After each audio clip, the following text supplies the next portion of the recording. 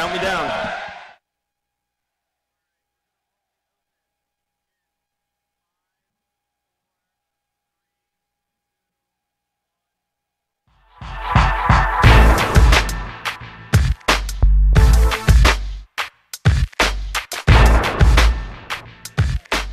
Welcome into MLSsoccer.com's post-game coverage of the 2014 Lamar Hunt U.S. Open Cup.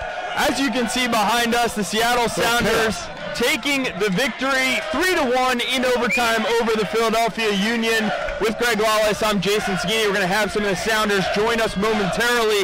Greg, what a game this was. This now is the Seattle's fourth U.S. Open Cup championship, ties them for the most in the MLS era with the Chicago Fire with 4, only one behind the all-time leaders, Bethlehem Steel and Maccabi Los Angeles. Yeah, and it was, as you said, back and forth. This was a very, very exciting game all the way through, even into the extra time when they were still going and trying to get all the goals, and looked like for a while there Philly was going to get it, and then Seattle gets it, and then it was just back and forth.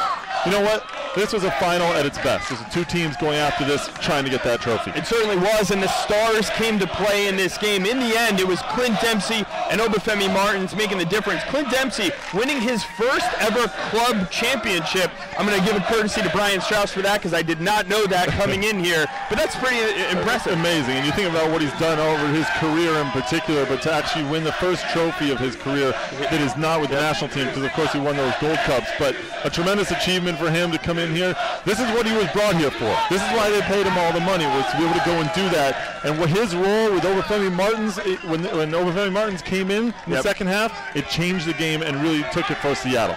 Yeah, the game, we said it was back and forth. When you go back to the beginning of the game, only 10 minutes in, Clint Dempsey had the first chance of the match. He sent it over the bar, but this was an excellent opportunity for Seattle early. Yeah, it was, and it was a little bit about what this game was about. There were a lot of chances that were coming out wide, getting into and then getting the ball into the box. We saw it again and again, and as the Sounders were getting behind the defense, it's interesting though, after this one play, Sounders tightened it up in back, and you saw a back line for the Union tightened it up in back, and they were very good that back four for most of the game until they ran out of gas. Yeah, the Union had plenty of chances, and a lot of them going through Andrew Wenger. Andrew Wenger, DeAndre Yedlin was a very good matchup, but they got the goal, the Union did, right before the half.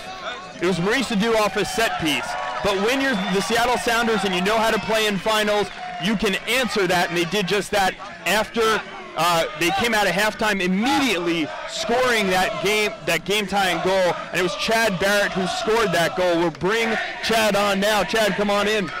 Congratulations on the championship, and congratulations on the goal. Congratulations, man. Well done. Talk about that goal just after halftime, kind of helping spur you guys forward. Yeah, you know, we missed some chances in the beginning of the game, so we came out strong that half, and we knew the goal was going to come. We just had to come out strong again.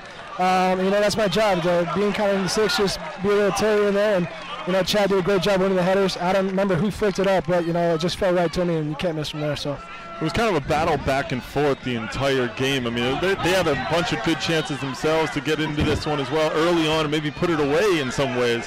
You guys battled through this, though, and you know, where is that all coming from? A lot of travel. You played a lot of games recently.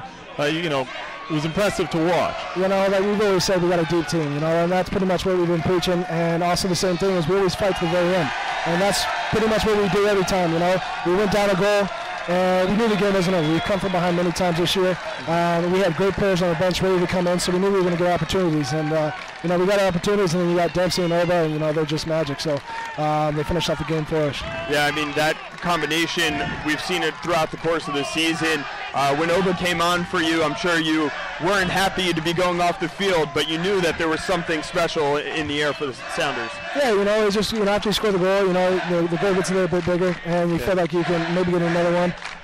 You know, I knew it probably was going to happen at some time. I'm not in starting shape. They put up the wrong number, though, and you're kind of like, oh, I don't know who that is. Who are they trying to get on? Well, I was like 18. I was like, that's probably 19, but I'm just going to stay here. I'm going to hope good things. But, you know, that's, you know, Ziggy made good substitutions. Chad Marshall and Zach Scott and the whole back line just played amazing today, clearing out everything. Just blocking shots, really sacrificing their body, and that's what you need to do. In these type of games. And we're very fortunate. They hit the post, and the guy missed it from close range. But this is a cup game, and sometimes the nerves get the best of you. The fans up here were yelling, "That's our cup! That's our cup!" As if they own the Open Cup. The Sounders seem to own the Open Cup. 4 in the last 6 years for the Sounders, right? I mean, what does it feel like to bring this back to the club, to the fans, and then also thinking ahead, what's coming ahead with Supporters Shield race, and then of course getting into the playoffs? Yeah, these are the best fans in the league. They pour out 45,000, 48,000 for every single game. We lose 3-0 to Galaxy, and they're just right, they're right in our corner all the time. You get this travel party to come out East Coast midweek. I mean, it's just amazing. So this is what we give back to them. We love their support, and we're just all about them. And it's just great to bring the Lamar Hunt, trophy back to home, as they call it. I want to ask you one thing. What was the conversation like going into overtime? Because we saw Zach Scott go down with an injury. Brad Evans goes down with an injury. And Ziggy's got to make a decision. He was going to make a substitution, then he had to hold it back. Were you in there? What were the conversations like? Was it basically just a mash unit trying to figure out who could go a little longer? Yeah, it was pretty much who was more hurt. Brad said he could have gone. Both of them just got 2 knee collisions, and just kind of tweaked it a little bit, and those are hard to play through. And you got to make the decision whether or not you're going to go with Zach in the back, and if they get a breakaway, can he catch up to him? So I think he was good. Zach's a soldier. He's probably one of the toughest guys I've ever met in my life and played against in practice. It's just you got to keep that kind of cohesiveness back there so late in the game. So Brad had to come off, but Gonzo did a great job when he came in, and he kept the ball for us, and he had some good balls forward, and he's been great for us all year. All right, Chad, when's the last time you had a trophy to your name?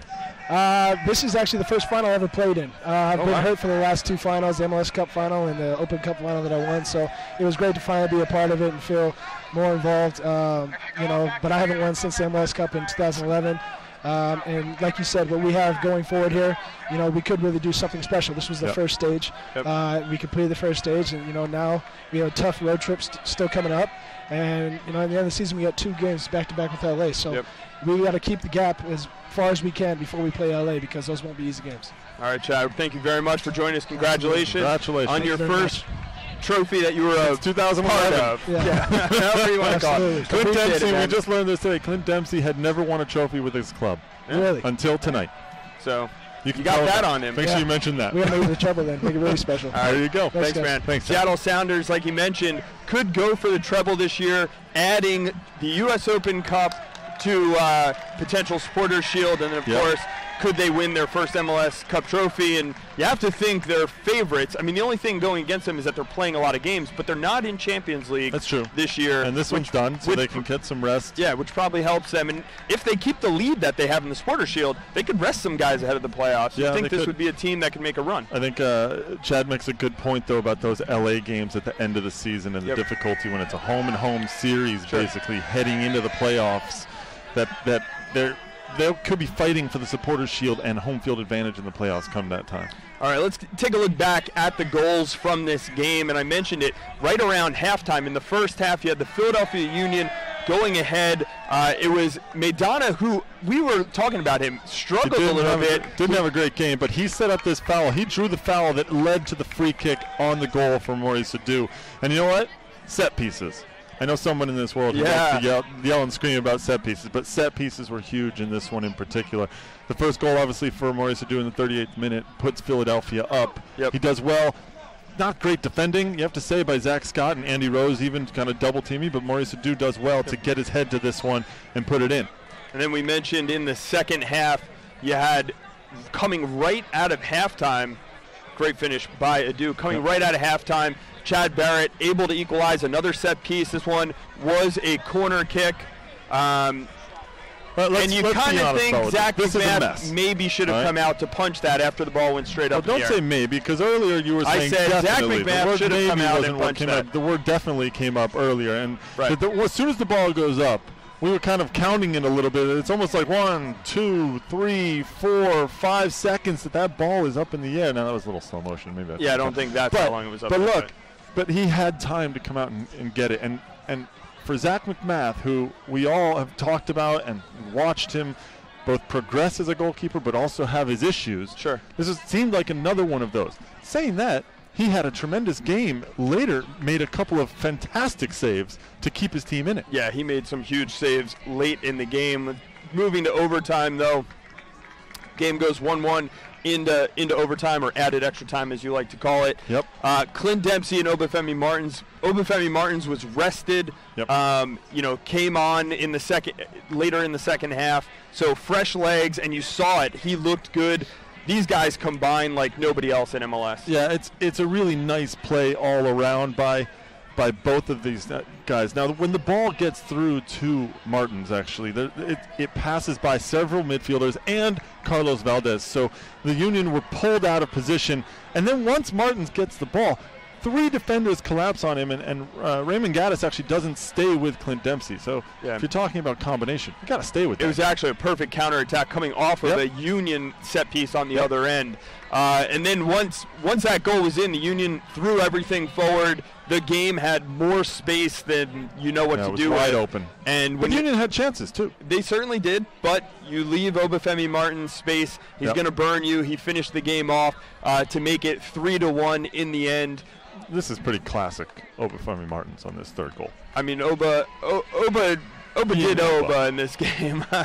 So he looked pretty good. Seattle Sounders take the win 3-1. Greg, your final thoughts on what you saw out there, and how good can this Seattle team be this year? Look, in our preview show, we talked a little bit about how Seattle were just better than Philadelphia man-to-man, and that we thought the Union would be able to stay with them for a little while, and then they would run out of gas. And Chad Barrett talked about the depth that is on the roster for the Sounders, and that is so key for them as they start looking down the stretch of the MLS season.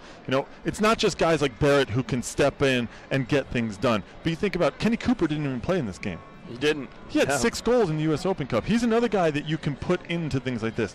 Marco Papa didn't start. The depth that they have is, I think, their biggest strength as they head toward the playoffs.